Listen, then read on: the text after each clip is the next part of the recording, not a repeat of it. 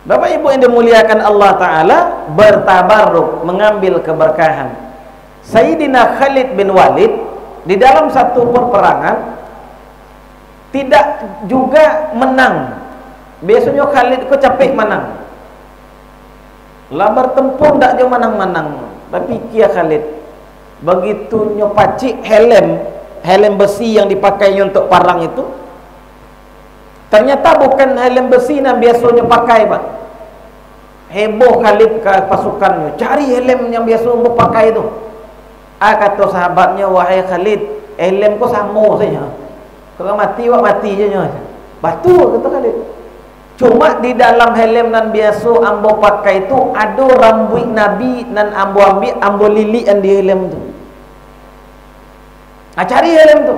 Begitu dicari ketemu helm dipakai, menang. Bakok menang Khalid, ada rambut Nabi dan dibawanya parang. Ada jimiknya, ada, Pak. Boleh jimik bentuk itu? Boleh. Itu namanya tabarruk. Sahabat Nabi jangankan rambut Nabi, Pak. Mohon maaf. Nabi punya dahak. Dahak tu kan awak mencarinya gali, Pak. Kalau Nabi punya dahak dan Nabi meludah, itu sahabat menampungkan tangannya baca rambut itu, Pak. Kalau dapat dahak Nabi itu dilap ke badannya sadonya. Bertabaruk sahabat dengan dahaknya Nabi. Kalau dilarang, kalau tak boleh, Nabi pasti larang. Ketika Sayyidina Muawiyah belum masuk Islam, di daerah Syria, di Damaskus ketika itu, Raja Kisra Persia mau mencari informasi, betulkah ada orang yang mengaku Nabi di Makkah.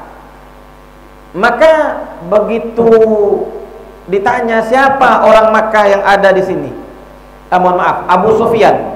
Abu Sufyan ketika itu belum masuk Islam. Maka orang-orang kenal dengan Abu Sufyan sebagai tokoh pembesar kota Makkah, membawa beliau ke hadapan raja. Ditanya oleh raja, betul kamu punya hubungan kekerabatan dengan orang yang mengaku Nabi itu? Betul. Abu Sufyan, sepupu Nabi. Bagaimana dia? Kata Abu Sufyan, saya sudah mendatangi banyak negeri, bertemu dengan banyak raja, tetapi tidak ada satupun orang yang memuliakan raja seperti Muhammad. Apa itu? Muhammad ketika meludah, ludahnya itu direbut oleh para pengikutnya. Iku Abu Sufyannya ketika itu non Islam le, Pak. Nya menceritakan keadaan yang sebenarnya. Air ludah Nabi jadi bahan rebutan. Bahkan ketika Nabi haji tahallul, Nabi memotong rambut beliau. Kan Nabi tidak mau motong rambut, Pak. Disuruh sahabat motong rambut, tidak mau. Masuk beliau ke tenda istrinya, Sayyidah Ummu Salamah. Ya Rasulullah, kalau sahabat tidak mau, engkau yang mengerjakan duluan. Di kadang agama, Pak, disuruh betul. Tapi kalaulah disuruh ndak junamu, awak bagi contoh ni. Disuruh anak mengaji ndak namu, awak ambil Quran mengaji di muka anak. Betul itu caranya, Pak. Istri ndak namu baca Quran, disuruh awak ambil Quran baca di muka istri. Agama kadang-kadang ndak butuh disuruh, Pak, butuh contoh. Maka Nabi keluar dari tenda Ummu Salamah, meminta sahabat untuk menggunduli rambutnya. Mencalik Nabi mengarik rambut, sahabat basi kakeh sadonya memotong rambut, Pak. Alun ada masih cukup leh. Sampai berdarah-darah kepala sahabat saking semangatnya. Nah, rambut Nabi yang dipakai, yang dipotong ketika tahallul itu banyak disimpan. Di antara museum Topkapi yang ada di Turki sekarang itu menyimpan rambut Nabi. Rambut Nabi itu setiap tahunnya panjang tadi, Pak. Misalnya diambil 5 cm rambut Nabi itu, awak simpan, itu setiap tahun bertambah panjangnya itu, Pak. Bertabaruk, boleh bentuk itu. Quran menyuruh Nabi memberikan contoh sahabat mengerjakan. Acuk ambo sampaikan sunnah Nabi itu ada fi'liyah perbuatan, ada qauliyah ucapan, ada takririyah persetujuan Nabi. Sahabat bertabarruk dengan air liur Nabi, dengan air ludah Nabi. Nyo bagi-bagi ke badannya sadonya Pak. Nabi biarkan. Berarti dibiarkan oleh Nabi itu namanya sunnah takririyah. Sunnah yang dibolehkan Nabi, tidak dilarang Nabi. Terakhir, ketika Nabi wafat, jenazah beliau sudah diturunkan ke dalam liang lahat. Ahli bait Nabi, Sayyidina Ali turun, Sayyidina Aqil turun. Setelah Nabi dimasukkan ke liang lahat, tanah akan ditimbun. Satu orang sahabat berkata kepada Sayyidina Ali, sahabat ini namanya Mughirah bin Syu'bah, sahabat dekat Nabi Pak. Ada Abu Bakar, ada Mughirah bin Syu'bah. Mughirah bin Syu'bah ini ketika Nabi ajak masuk Islam dulu tidak mau, berangnya, Muhammad jangan ajak dia masuk Islam. Diajak oleh Nabi. Kata Mughirah, Muhammad, kalau ndak dek bakawan awak, ambo buka tarompa ko, ambo tapuan kemuncung. Kata Nabi Muhammad, Mughirah, masuk Islam lah. Ambo ko Nabi terakhir. Alah tu jadi ulang-ulang dia. Mughirah masuk Islam lah. Dibuka tarompa Pak, nyetapuan kemuncung Nabi itu. Berdarah. Berdarah dari hidung keluar darah, dari muncung Nabi keluar darah. Nabi senyum, Mughirah masuk Islam lah. Diambil terompa, ditapukan sekali ni. Kata Nabi, Mughirah, layaga engkau tapukan kambo terompa tu sampai yang bermati, tidak ada masalah, asal engkau masuk Islam. Untuk itu Pak, di lapihan terompa tu dek Mughirah, di paluknya Nabi Muhammad. Muhammad, baca caranya untuk masuk Islam. Dakwah pun tidak murah. Awak kadang-kadang menganggap dakwah aku murah. Ustaz tu ceramah-ceramah dia musajid dia. Barik Pak. Barik. Dulu ketika anak ketik tak terasa. Lah mulai kadang anak ke dia bertanya, "Buya setiap maghrib pergi terus." Kamu ngawak Pak. Ndak pai ceramah, orang meminta. Awak pai ceramah keluarga menuntut. Nanti Buya pulang kita bacakan kisah Nabi. Apa itu Pak? Dakwah dakwah. Ketika Nabi sudah akan tanah diturunkan, kata Mughirah ke Ali, Ali, ambo rasul tadi dompet ambo cara wak kini Pak, uncang. Papa ibu boleh tahu uncang. Unjui, dia tahu Pak. Tak banyak orang pakai itu kini. Itu sunnah Pak. Nabi pakai itu. Katanya Ali, rasul-rasul ambo, uncang ambo jatuh tadi. Di mana jatuhnya? Pas mengubur Nabi tadi. Tu, li boleh ambo ambil. Galak Ali. Ali tahu kau Mak, mana ndak jatuh aku uncangnya kau. Capek dia jalan Monas. Turunlah Mughirah kau boleh. Kata Mughirah kau di bawah Pak. Ya Rasulullah, dulu tangan ambo kau menampak muka kau. Kini engkau kadi timbun tanah, tak bisa dicaliak-caliak lagi. Mengkau izinkan ambo memegang pipi engkau di tangan ambo. Dibuka kafan Nabi itu, diletakkan tangan di muka Nabi dipacik. Orang lihat ibu. Alah tu Mughirah naik lagi. Begitu Mughirah naik, Pak, baca Rabi orang memacik tangan Mughirah tu dilapan ke muka sahabat saudara.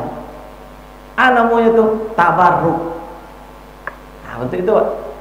Dulunya jo tangannya membuat Nabi luka berdarah, kini orang nan menampak Nabi itu jadi orang terakhir yang memegang jasad Nabi. Nah tu cadiknya Mughirah. Ali tahu.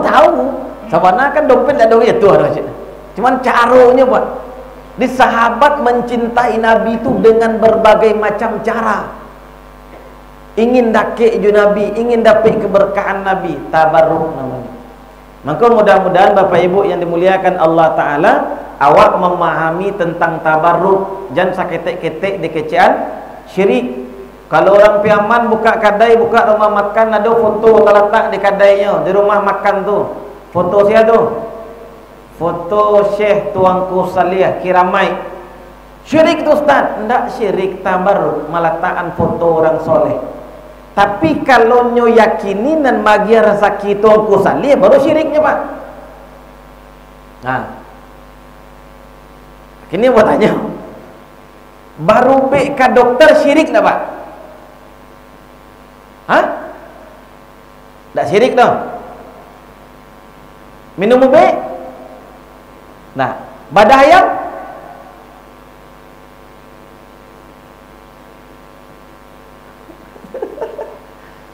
Awak punya metode di kampung awak ke? Bau ube namanya badah ayam. Badah ayam tu didabi ayam, kemudian dicek di masaki badan awak, nampak di ayam tu Pak, maitamnya di ayam tu. Syirik tak tahu kira-kira Pak?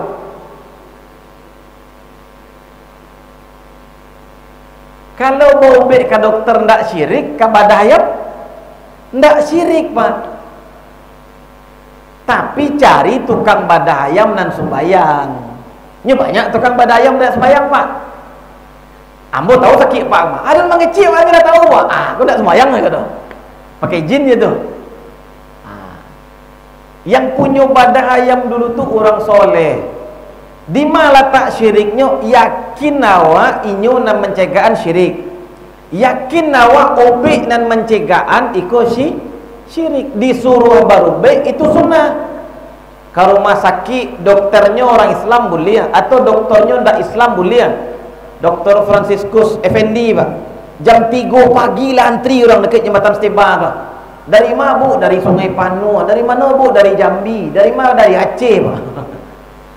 Apa ndak ada dokter sinan lain? Bakok kemari rasul-rasulnya siko basobo ubik yang penyakit. Tu silakan. Awak punya keyakinan di sinan Allah cegaan awak boleh apa? Tapi kalau awak yakin dokter tu nan membuat awak cegah, baru syiriknya. Ubik nan membuat awak cegah, baru syirik. Perintah baru ubik disuruh Allah, disuruh Nabi, ndak ada batil Pak. Harus jual Islam ndak. Tapi keyakinan yang menyembuhkan obat aku ndak boleh. Ketika aku sakit, maka Allah yang menyembuhkan. Kau baru betul tauhid awak. Jadi tidak sembarang saya mentuduh syirik-syirik dah. Apa-apa ambo tanya, kalau ndak ada keluar rumah membawa dompet piti ndak ada, hilangkan apa? Takut hilangkan. Kalau awak maraso itu ndak mendatangkan ketenangan, piti ndak tabawa tu, atau syirik nama tu Pak. Orang kini ndak tabawa dan nyu ape, Pak pulangnya ke rumahnya balik jemput ape tu. Sebab ndak nyamannya kalau ndak buat ape ke mapai. Atau syirik namanya tu. Makai ape boleh. Tapi kalau ndak tanang hati di ape tinggal di rumah, tu namanya syirik, seolah-olah HP dan memberikan ketenangan. Jadi tidak sembarang saya awak mundur, aku syirik kok. Tidak syirik. Mudah-mudahan Allah berikan awak kepahaman. Si semua nanadoko bertambah dakik awak kepada Allah Subhanahu wa taala, semakin dakik awak kepada orang-orang soleh. Lebih kurangnya mohon dimaafkan. Wabillahi taufik wal hidayah. Wassalamualaikum warahmatullahi wabarakatuh.